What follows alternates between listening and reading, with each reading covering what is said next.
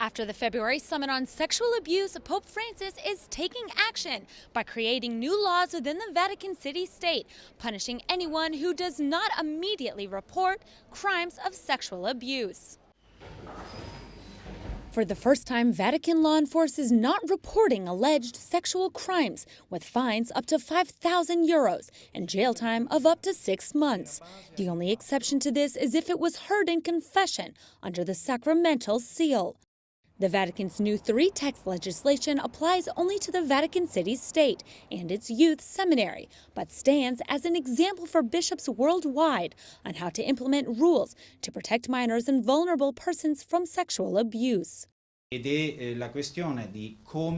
a matter of changing the attitude, and this is much more difficult than changing a law and thinking that it's the solution. It's necessary to have an invested and proactive will to put the spirit of the law into practice. The first text is the new law. It legally equates minors with vulnerable adults, providing the first ever Vatican-defined definition for vulnerable person. The new laws also update the statute of limitations on abuse in the Vatican from 4 to 20 years after the minor turns 18. The second text lists 12 brief articles with guidelines for training Vatican employees about abuse risks and prevention methods.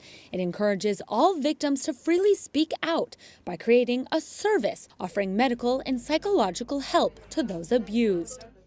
The third text contains pastoral guidelines for the vicariate or the Vatican diocese. Adults must be visible to others if with a minor. Additionally, to contact a minor by telephone or on social media, adults must obtain parents' and guardians' written consent.